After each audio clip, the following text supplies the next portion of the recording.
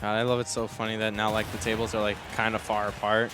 They walk miles to fist bump. Go back to the old venue. All right. We are getting into it. Rigz versus Protom. Link versus me, Gunner. Now this is kind of a, projectile battle, and there is actually so much, when you have two good projectile players, there's so much to deconstruct with how they play, how they place everything. And one thing is that, like, if you think about the way that these two characters approach projectiles, me, Gunner has great movement options when it comes to using the projectiles. Of course, the forward air and just overall pretty decent mobility. Whereas Link has, like, angle supremacy, the fact that he can attack or send projectiles from all of these awkward positions. So I think it's going to be really curious to see sort of who's going to catch whom. But there's always one thing that's continuous throughout Smash, and that is being stuck on the ledge stinks. Doesn't matter if you're a projectile character or whatever. Oh, when he catches him with the 2 hits of that up smash, Rigz taking the first stock, looking pretty good right now. Especially considering that me, Gunner, still kind of struggles to finish off stocks. Of course, Protom has played this character for so long, he's adapted to the fact that, the character doesn't necessarily have any great finishers. That is another thing worth mentioning. Me, Gunner does have that reflector, although I will say that I haven't seen, Protom's been using it quite a bit, but it hasn't gotten a huge amount of mileage. I think there was even one point where Rigz threw a bomb and just in front of him and managed to get the explosion off. Oh, and he reads the air dodge. That charge on the forward smash is enough. I was saying how, me, Gunner doesn't really have finishers. Link certainly does. Able to end that stock at 60, and now this is looking really grim. Oh, I thought he was going to go for an upbeat. I thought he was going to do some crazy stuff. But showing a little bit of restraint right there. Instead, takes the safe route. Now he's back on stage, 147%. This is definitely, he's at risk of dying, but me, Gunner, not every option the character has will even kill even now. You see that Protom is going for that up tilt. The up tilt will definitely be enough to finish it.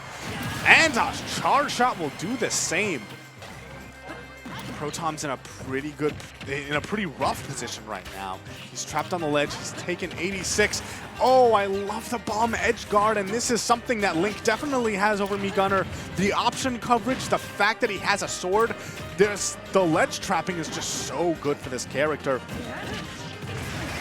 Protom's gonna have to really make that disadvantage work, and he just can't at this point. That's going to be game 1 for Rigz.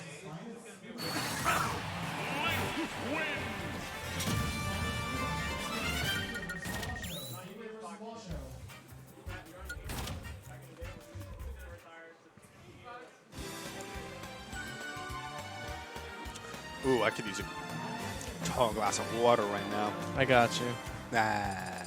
Bless you. All right, can I have game 2? I believe he picked Town and City. Yes, he did.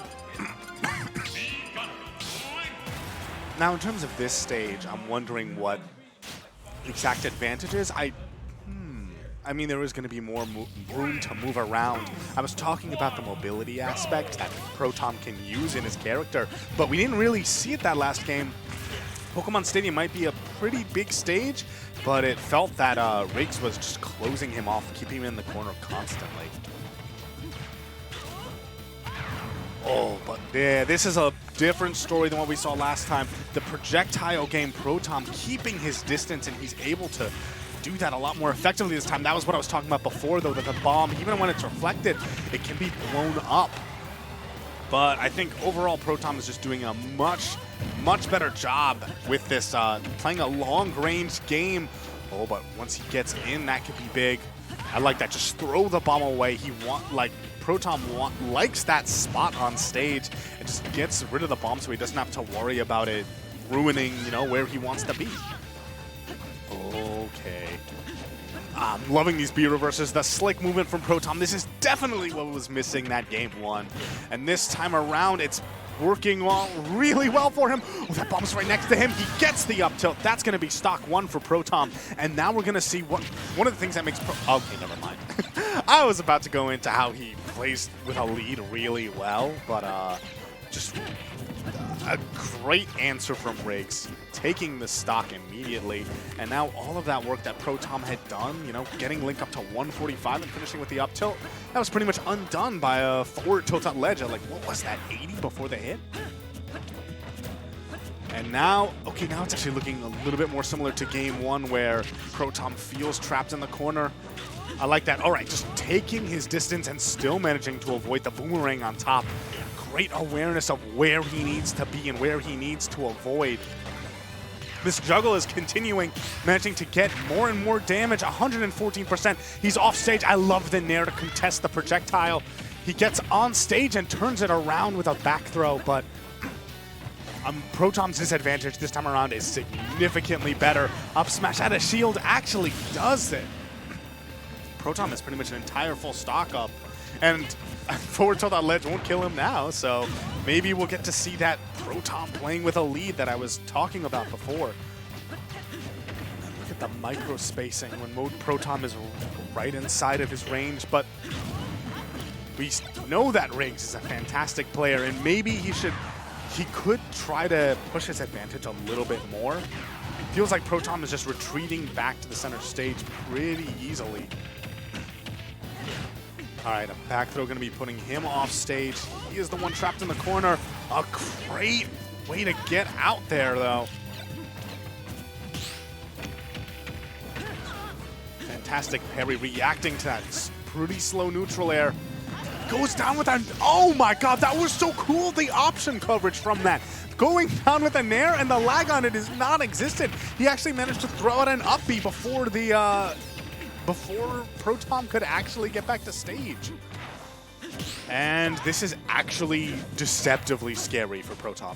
He's throwing out that up tilt. He doesn't want to, the kind of more damage isn't what Protom needs. He just needs that finishing blow.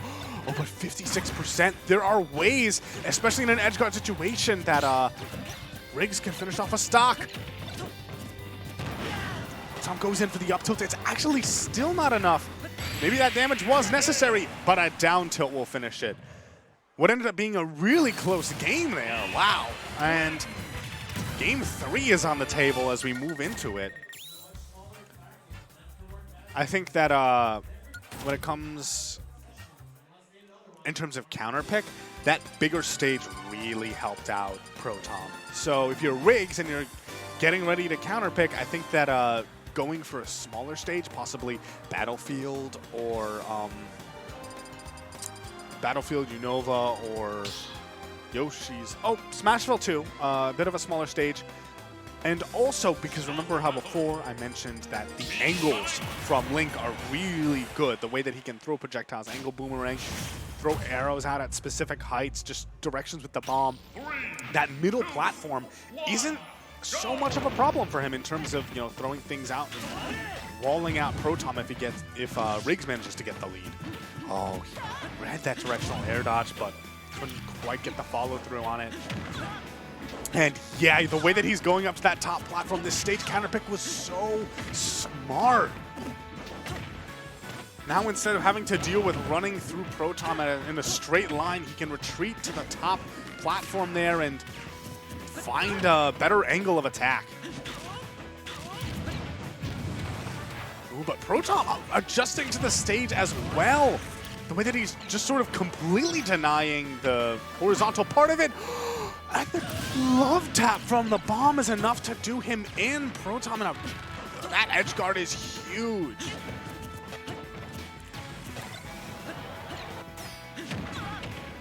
The stage has been working out pretty well for Rigz so far, but Protom keeping his cool head about him. Realizes that he just can keep racking in damage the same way he's been doing. And given that slower nature of the matchup, that Link isn't exactly a rush-down character. Wow, that forward smash still didn't do it. But Protom can get charge shots pretty freely. Or whatever the meat gunner equivalent of charge shot is.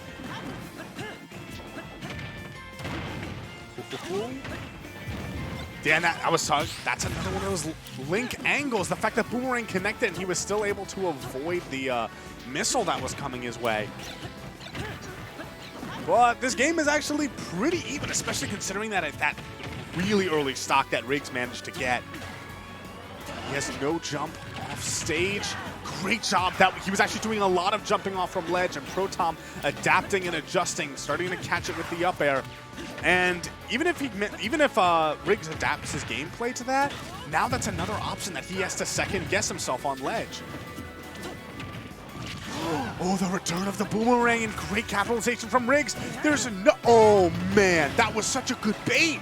Recognizing how much lag he had and sort of understanding that Rigz, unfamiliar with the matchup, probably wouldn't know. Went for that risky forward smash and oh no, the air dodge past the ledge. And since Link's fastball is faster than normal, he couldn't really do anything. That might be curtains for Rigz, but we've seen him come back from worse.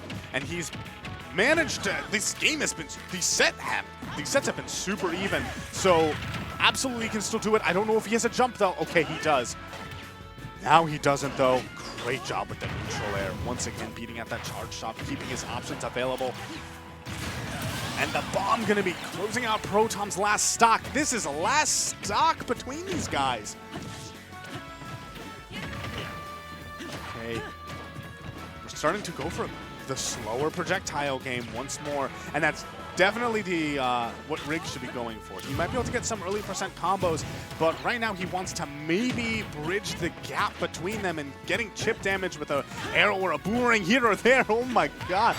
And is the charge shot enough? It is.